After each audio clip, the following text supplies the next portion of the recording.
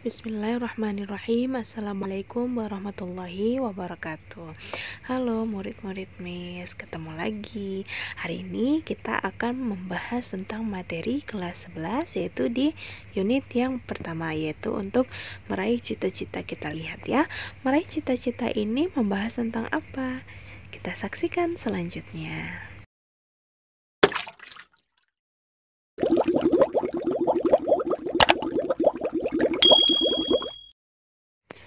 Pada unit 6 ini, kita akan belajar membahas tentang teks prosedur.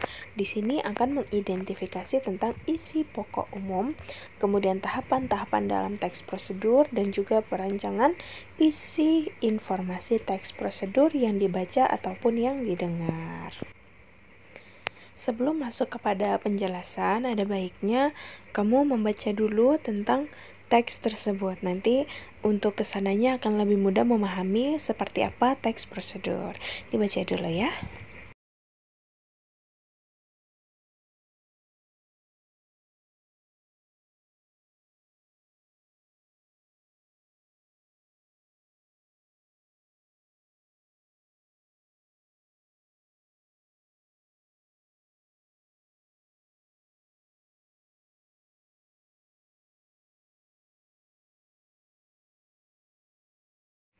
Setelah kalian membaca teks sebelumnya, maka kalian rasa sudah mengerti apa sih teks prosedur tersebut.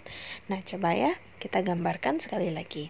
Masih ingat nggak sih, waktu kamu itu pendaftaran sekolah waktu mau masuk SMA ini? Pertama pasti orang tua kamu akan mengisi formulir, setelah itu membayar uang pendaftaran, melengkapi persyaratan, kemudian pemilihan kelas mau IPA atau IPS, dan juga baru bisa untuk belajar. Nah, di sini yang dimaksud dengan prosedur adalah kamu harus melewati step by step atau tahapan per tahapan, dari tahapan awal sampai dengan tahapan yang terakhir. Seperti contoh yang ini, ketika kamu masuk sekolah, nggak mungkin kan kamu tiba-tiba langsung belajar sekolah atau tiba-tiba kamu langsung pemilihan kelas, enggak.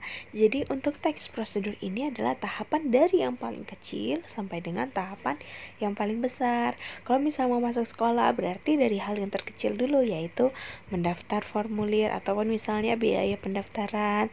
Terus kalau misalnya kamu mau jadi orang sukses, apa tiba-tiba langsung sukses? Enggak.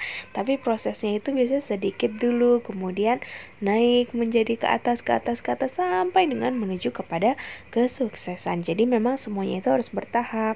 Semua itu dari yang terkecil menuju yang tertinggi, kemudian dari yang termudah menuju ke yang paling sulit. Jadi memang semuanya harus ada aturannya, semuanya ada stepnya. Pengertian dan fungsi sosial teks prosedur. Teks prosedur ialah teks yang berisikan langkah-langkah tertentu untuk mencapai tujuan tertentu. Sama seperti yang tadi Miss jelaskan. Kalau misalnya kamu masak mie, berarti apain dulu atau main mie-nya langsung jadi? Enggak kan? Berarti kayak airnya dulu. Kalau sudah mendidih baru masukin mie-nya. Jadi semuanya itu adalah proses yang harus dijalani. Fungsi sosial. Teks prosedur berfungsi untuk menginformasikan kepada para pembaca atau pendengar bagaimana cara membuat atau melakukan sesuatu pekerjaan. Contoh nih, misalnya seorang chef membagikan tips bagaimana cara membelah udang yang benar atau bagaimana cara membuat ikan itu bersayap. Bisa seperti itu. Jadi memang ilmu ini adalah yang tidak diketahui oleh orang lain, kemudian disebarluaskanlah oleh orang yang mengetahui. Nah, untuk menyebarluaskannya ini pasti untuk membutuhkan langkah-langkah, yaitu step by stepnya seperti apa, cara memotong ikannya itu bagaimana, seperti pegang ikan dulu, kemudian kita potong dari bagian perut, kemudian ke bagian ekor. Jadi memang semuanya itu bertahap. Dan fungsi sosialnya itu berarti balik lagi ke masyarakat. Dari seseorang, infonya itu dari seseorang, kemudian disebarluaskan oleh masyarakat dan untuk masyarakat pula. Itu adalah namanya fungsi sosial dari teks prosedur. Di dalam teks prosedur ini terdapat pokok-pokok informasi atau bisa juga dikatakan sebagai ide pokok. Nah, untuk yang nomor 1, jika Anda bisa mengatur diri Anda pada tahap awal, Anda pun akan mendapatkan jalan kemudahan menuju sukses. Organisir diri Anda sendiri karena ini akan membantu saat menghadapi masalah di tempat kerja. Sebaiknya biasakanlah membuat daftar pekerjaan yang harus dikerjakan dan cek daftar yang Anda tulis. Periksa apa saja yang sudah Anda kerjakan. Dengan cara ini Anda akan mudah mengelola pekerjaan Anda setiap harinya. Nah, sekarang kita coba lihat isi dari pokok-pokok informasi yang ada di nomor 1. Isi informasi teks prosedur itu yang pertama. Di sini kita akan melihat tentang tujuannya, yaitu tips membangun bisnis Anda menjadi sukses dan juga besar. Nah, langkah-langkahnya pertama tadi kan sama tuh, mengatur diri. Apa yang harus diatur? Yaitu mengorganisir diri sendiri, kemudian guna membantu saat menghadapi masalah. Kemudian apa lagi informasinya? Membuat daftar kerja. Setelah itu apa lagi? Memeriksa apa saja yang sudah dikerjakan. Jadi semuanya ini adalah inti dari teks yang ada di atas. Nah, ditulis lagi lah per poin ataupun tentang hal-hal yang penting. Jadi memang semua kata-kata yang ada dalam paragraf tersebut tidak semuanya mengandung hal-hal yang penting, maka dijadikanlah per poin yang ada di bawah ini untuk menunjukkan garis besarnya itu apa dari teks tersebut. Selanjutnya, yang kedua adalah jika mendapatkan masalah, catat secara rinci. Menyimpan catatan rinci setiap masalah seperti kesalahan saat transaksi, maka akan membantu Anda mengetahui bagaimana kondisi finansial dan apa potensi serta tantangan yang akan dihadapi. Dari hal ini akan berkembang strategi bisnis yang bisa membantu mengatasi tantangan tersebut dan memberikan arah yang tepat untuk usaha Anda. Nah, pada poin kedua ini kita mendapatkan poin-poin dari apa yang dijelaskan di dalam teks, yaitu yang pertama adalah menyimpan catatan rinci. Setiap catatan dapat mengetahui bagaimana kondisi finansial, apa potensi dan juga tantangan yang akan dihadapi. Kemudian catat dan membantu perkembangan strategi bisnis yang bisa mengatasi tantangan dan memberi arah yang tepat. Jadi memang semua contohnya itu sama, kata-katanya itu juga sama, jadi tinggal kita buat secara per poin. Untuk contoh selanjutnya, kalian bisa baca sendiri ya, dan kalian juga bisa menebak poin apa yang terdapat di dalam kalimat ataupun di dalam paragraf tersebut. Nanti misalkan memperlihatkan semua teks dan juga poin-poin apa yang penting. Nanti tinggal kamu baca ya.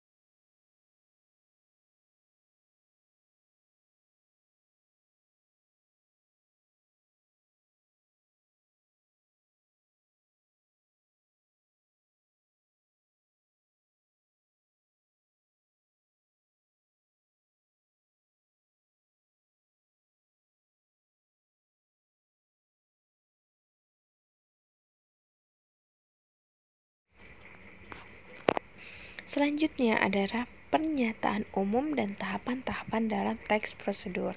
Pernyataan umum di sini sama seperti per poin yang tadi, yaitu di sini ada cara-cara bagaimana sih cara membuat teks yang baik, atau pertama itu poinnya itu seperti apa yang harus kita buat.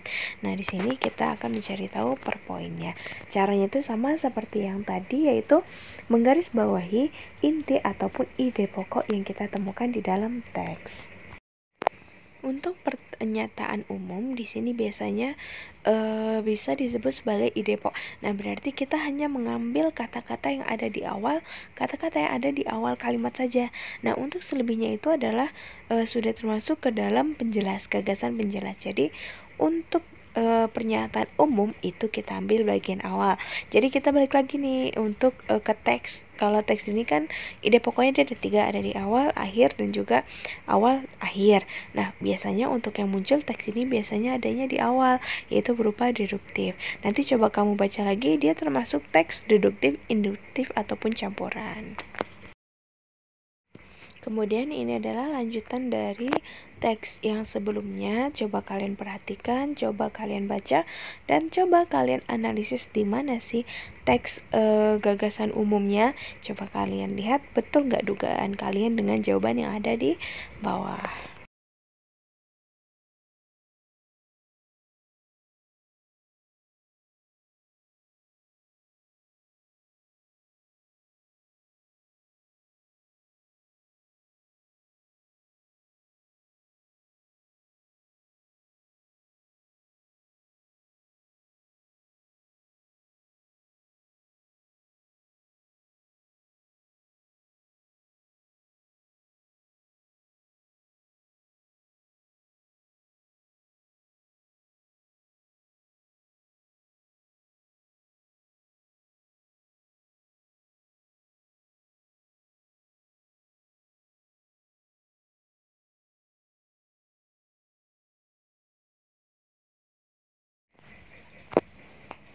Merancang isi informasi teks prosedur.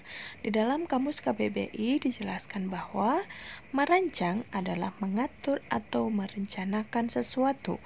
Dengan demikian, yang dimaksud dengan merancang teks prosedur adalah merancang pokok-pokok pikiran yang akan dikembangkan menjadi sebuah teks prosedur yang sesuai dengan struktur teks prosedur.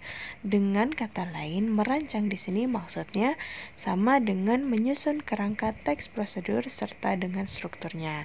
Nah, maksud dari menyusun di sini sama seperti kalau kita itu lagi main Lego. Kita itu akan menyusun apanya dulu, apa orangnya dulu, langsung bangunan yang paling atas, atau kita bikin fondasinya dulu. Sama seperti teks, sebelum kita mulai merangkai yang macam-macam, kita buat fondasinya dulu, yaitu tahapan demi tahapan. Bagian awalnya itu seperti apa. Nanti kita lihat ya teks selanjutnya. Langkah-langkah merancang sebuah teks prosedur yang pertama yaitu menentukan topik. Topik di sini sama seperti tema, ide pokok, sama.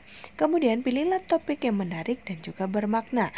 Artinya topik yang akan kita pilih harus menarik untuk dibaca dan bermanfaat untuk para pembaca. Selain itu, materi tentang topik yang akan kita tulis harus yang kita kuasai, mudah dicarikan datanya dan mudah dikembangkan. Nah, sebenarnya untuk pemilihan topik ini harus yang kamu kuasai dan harus yang dekat dengan kamu. Kalau kamu suka musik, berarti kamu akan melakukan bagaimana cara bermusik yang baik atau bagaimana cara bermain gitar yang baik.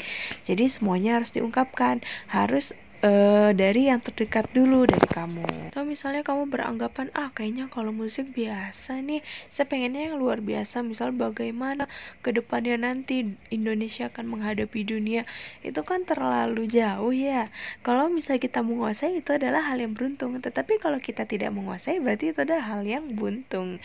Jadi ambillah tema ataupun topik yang kamu kuasai dan juga dekat dengan kamu. Kemudian selain itu harus dikemas dengan laporan yang menarik, dengan data yang menarik. Jangan sampai itu hal yang biasa aja, tapi kamu membuat prosedurnya itu biasa aja. Misalnya kayak contoh untuk masuk pendaftaran masuk pendaftaran gitu lah ya. Masuk pendaftaran kau pertama harus ngambil formulir, habis itu yang kedua apa, 3 apa, 4 apa. Mungkin semua orang itu sudah tahu, tetapi bagaimana cara pengemasannya kamu untuk menjadi hal yang menarik. Contoh kayak tadi tuh mau masuk sekolah, orang juga semua udah pada tahu, tapi bagaimana cara menjelaskan yang baik, kemudian agar teksnya biasa-biasa aja, tetapi bagaimana cara pengemasannya sehingga orang-orang itu akan tertarik untuk membaca karyanya kita. Kamu boleh memilih topik ataupun ide yang sama dengan teman kamu itu boleh, tetapi pasti akan ada hal yang berbeda, yaitu dari segi pengemasannya. Kalau kamu misalnya pengemasan dari sudut pandang A, sedangkan teman kamu adalah sudut pandang B, dan kalau misalnya dua sudut pandangnya itu sama, tetapi balik lagi pasti penggunaan katanya itu akan berbeda. Jadi karya orang satu dengan orang yang lainnya itu tidak mungkin 100% itu sama, pasti akan ada hal yang berbeda. Jadi tidak perlu takut ketika kamu membuat sebuah teks prosedur yang sama topiknya dengan teman kamu, misalnya bahan-bahannya juga sama, semuanya itu sama, tapi pasti ada satu yang berbeda, yaitu cara pengemasannya. Jadi nggak perlu takut, harus tetap fokus dengan apa yang paling dekat dengan kamu, apa yang kamu kuasai, dan juga apa yang kamu sukai untuk di-share kepada orang lain. Langkah selanjutnya adalah menyusun kerangka teks. Susunlah kerangka teks sesuai dengan struktur teks prosedur, yakni tujuan dan langkah-langkahnya, misalnya tentang bagaimana cara membuat sayur asam. Kemudian cobalah buat kerangka ataupun rancangan mengenai topik tersebut, berpikir dengan tenang dan menuliskan rancangan tentang cara membuat sayur asam. Nah, di sini untuk membuat kerangka pertama kita harus nyusun dulu nih, kan tadi topiknya udah dapat tuh. Nah, berarti sekarang kita menyusun tujuannya itu untuk apa. Kalau misalnya kamu membuat langkah-langkah membuat sayur asam, berarti tujuannya adalah untuk membuat sayur asam yang enak, bisa. Atau cara membuat sayur asam yang berbeda, bisa. Kemudian setelah tujuan, kita akan menentukan langkah-langkahnya, seperti bagian yang pertama itu harus apa dulu, kedua apa, tiga apa, dan seterusnya. Kemudian untuk kayak masak sayur asam ini kan tidak semua orang tahu, terutama kayak masih anak-anak itu tidak semuanya bisa memasak. Kamu boleh meminta bantuan kepada orang lain, itu sangat diperbolehkan selama orang yang kamu mintai itu adalah yang nyambung ataupun yang menguasai topik yang akan kamu bahas di dalam teks prosedur. Jadi memang semuanya itu harus lebih jelas, harus terperinci. Jangan sampai kamu tidak berpengalaman di bidang tersebut tapi kamu sok-sokan ingin membuat sesuatu yang wah. Enggak. Kalau misalnya kamu memang ingin membuat sesuatu yang wah, tapi kamu harus tetap mendapatkan ilmu patennya itu seperti apa, barulah kamu bisa kembangkan menurut kreasinya kamu sendiri. Ini adalah contoh cara membuat kerangka. Pertama, topiknya itu kamu menentukan apa. Contoh di sini adalah cara membuat sayur asam. Kemudian tujuannya itu untuk apa? Yaitu membuat sayur asam yang enak dan juga menarik. Nah, kerangkanya di sini dari tahap pertama sampai dengan tahap akhir, berarti kamu menyiapkan dulu nih peralatannya itu apa, bahan-bahannya apa, bumbunya, masaknya, kemudian cara menghidangkannya. Jadi dari awal sampai dengan akhir harus dirincikan secara jelas dan juga tersusun secara sistematis. Mempresentasikan rancangan teks prosedur. Di sini setelah kamu membuat kerangkanya, kemudian kamu sudah mengembangkannya menjadi bahasa, menjadi susunan yang sesuai, langkah yang selanjutnya adalah kita akan mempresentasikan apa yang telah kita uji. Pertama, ketika kamu ingin mempresentasikan, maka kita akan membutuhkan laptop. Gunanya untuk apa? Yaitu untuk membuat seperti PowerPoint, kemudian data-data, kita masukin gambar ataupun video untuk kita tunjukkan kepada orang lain. Nah, untuk menunjukkannya kita membutuhkan yang namanya LCD, atau biasanya itu untuk seperti kayak proyektor untuk memperlihatkan apa yang ada di dalam laptopnya kita. Kemudian yang kedua adalah siapkan rancangan teks prosedur yang telah dibuat dalam bentuk PowerPoint. Jangan kamu tunjukkan dari Word ya, karena memang Word itu kan terlalu kecil, kemudian nggak ada yang menarik. Tapi kalau misalnya kita menggunakan PowerPoint, di situ kan udah ada gambarnya, kita bisa masukkan video, kita bisa masukkan gambar ataupun suara-suara. Jadi pengemasannya itu lebih menarik ketimbang harus menggunakan Word yang hanya hitam putih. Kemudian, gunakan bahasa Indonesia yang baik dan benar pada waktu presentasi. Karena presentasi itu adalah sesuatu yang formal dan juga banyak orang yang menyaksikan, berarti ada baiknya kita menggunakan bahasa yang formal juga. Bahasa yang formal di sini maksudnya adalah bahasa yang menggunakan susunan ataupun kaidah dalam EBI, Ejaan Bahasa Indonesia, ataupun yang ada dalam KBBI, Kamus Besar Bahasa Indonesia. Jadi memang untuk sesuatu yang formal kita tidak bisa berbicara tentang hal yang tidak formal, bahasanya itu nggak formal. Kayak misalnya saya tidak bisa menjalankannya itu. Nah, itu adalah kata-kata yang baku. Tetapi beda dengan kalau menurut saya kayaknya sih agak susah untuk memasak ini, tapi ya kita coba aja nggak apa-apa. Nah, di sini memang bahasanya itu memang bagus, tetapi untuk kaitannya dengan formal dan juga non formal, nah kata di sini termasuk dalam kalimat yang non formal, yaitu yang tidak sesuai dengan kaidah. Karena ketika dia itu bilang kayak enggak itu kan adalah bahasa sehari-hari. Nah, bahasa formal, bahasa informal ataupun non formal itu termasuk ke dalam bahasa percakapan sehari-hari. Selanjutnya adalah bagi pendengar, tanggapi rancangan teks prosedur tersebut untuk bahan perbaikan.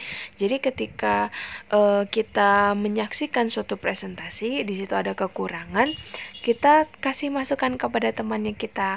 Bukan kita menjatuhkan presentasi tersebut. Misalnya kita punya dendam, kita jatuh-jatuh ini, kita jelek-jelekin, enggak. Karena untuk presentasi di sini sangat dibutuhkan kita sebagai pendengar untuk memperbaiki presentasi yang teman kita itu sampaikan ataupun seseorang yang menyampaikan di depan. Jadi kita harus perbaiki kekurangannya itu apa, kelebihannya, perbaikannya, komentarnya, tetapi perlu diingat harus menggunakan bahasa yang baik, menggunakan bahasa yang sopan dan juga yang formal dan sesuai dengan apa yang ada di dalam presentasinya. Jangan sampai kita mengomentari di luar dari hal yang dipresentasikan, ya kita harus tetap kepada jalannya, yaitu mengomentari bahasa ataupun cara penyampaiannya ataupun karyanya yang ia sampaikan. Dan untuk penyampaiannya ini harus menggunakan fakta. Fakta di sini yaitu adalah bukti-bukti nyata, bukti-bukti yang bisa diterima oleh orang lain. Kalau kita tidak bisa membuktikannya, berarti itu hanyalah opini semata yang tidak berlandaskan kepada sesuatu aturan. Nah, itu tidak boleh dan juga tidak bisa dipakai. Selanjutnya, merevisi rancangan teks prosedur. Setelah mempresentasikan rancangan teks prosedur yang telah dibuat, tentu sekarang sudah mendapat masukan dari teman-teman untuk memperbaiki rancangan teks prosedur. Nah, ketika kita mempresentasikannya kepada orang lain, di situ sudah kita dapatkan saran, kritikan, pujian, komentar, semuanya sudah kita dapatkan. Nah, inilah waktunya untuk kita memperbaiki apa yang telah dikomentari oleh teman-teman kita. Jadi memang terkadang untuk dari sisi kita, karya kita itu udah sangat bagus karena memang kita hanya memandang dari sisinya kita. Tetapi kalau misalnya kita presentasikan, di sini akan ada banyak perbedaan pendapat. Nah, perbedaan pendapat ini jangan sampai kita anggap sebagai penjatuhan dari karyanya kita, bukan, tetapi untuk membangun karyanya kita agar lebih bagus lagi. Karena kalau misalnya semakin banyak orang yang bertanggapan tentang karyanya kita, berarti kita bisa memperbaiki. Jika memang tanggapannya itu baik, bisa kita terima. Tetapi kalau memang tanggapannya tidak sesuai ataupun tidak cukup baik untuk kita, maka kita jadikan sebagai pembelajaran saja. Nah, untuk yang terbaik kamu ambil, kamu revisi lagi karyanya kamu, tetapi kalau memangnya itu tidak baik ataupun tidak nyambung, maka kamu wajib untuk meninggalkannya. Jadi untuk merevisi ini semua tergantung kepada kamu ingin menambahkannya ataupun tidak. Tetapi kamu tidak boleh egois, oh karya saya udah bagus nih, saya nggak perlu tuh diperbaiki sama orang, itu nggak boleh. Jadi memang karena memang karyanya kita, pasti kita akan menganggapnya hebat, tapi belum tentu juga untuk orang lain. Nah, ada baiknya juga kita mendengar pendapat orang lain. Ini semua kita lakukan demi karyanya kita terlihat bagus. Referensi yang digunakan di sini adalah referensi dari Kemendikbud. Di sini adalah paket C, yaitu modul kesetaraan untuk paket yang SMA.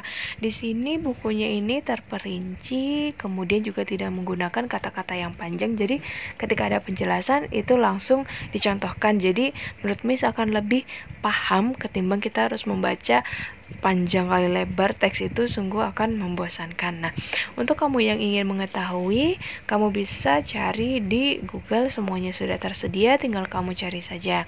Terima kasih yang sudah menyaksikan video ini. Cukup sekian presentasi dari Miss. Wassalamualaikum warahmatullahi wabarakatuh.